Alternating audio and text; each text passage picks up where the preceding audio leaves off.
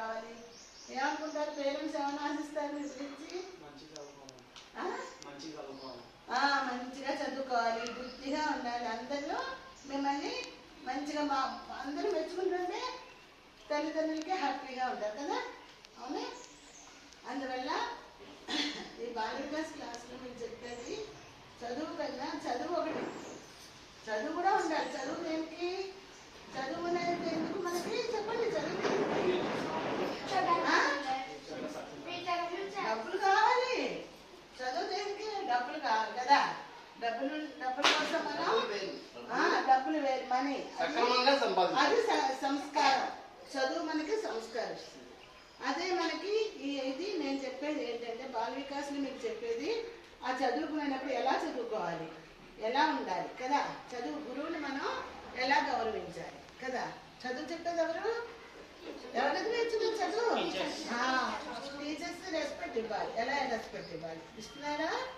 అందరూ మీరు good boys, మరి గుడ్ బాయ్స్ గుడ్ గర్ల్. టీచర్ని ఎప్పుడు మనం గౌరవించాలి. మా తల్లిదండ్రులకి గౌరవించాలి. ఎందుకు గౌరవించాలి చెప్పండి. ఎందుకు గౌరవించాలి? తల్లిదండ్రుల్ని, టీచర్స్ని, పెద్దవాళ్ళని చెప్పండి. ఎందుకు గౌరవించమని చెప్తున్నాను నేను. ఎందుకు గౌరవించాలి చెప్తారా? అన్నీ ఇస్తున్నారు కదా.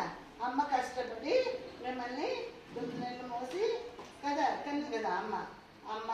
నాన్నేమో మరి మనకి ఏం కావాల్సిన అన్నీ ఇస్తున్నారు. అమ్మ ఏం కావాలో అన్నీ చూస్తుంది. తర్వాత గురువు దగ్గర ఏం నేర్చుకుంటున్నారు?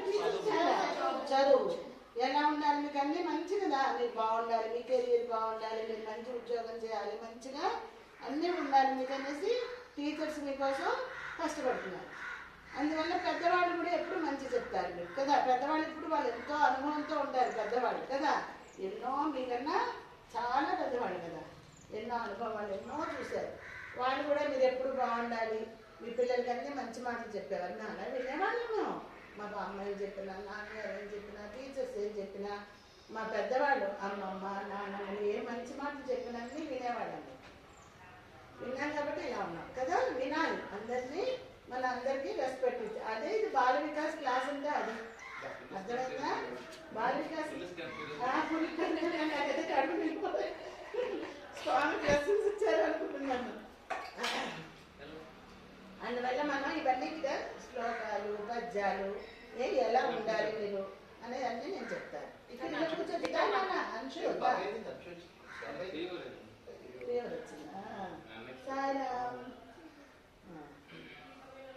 ఇప్పుడు మనం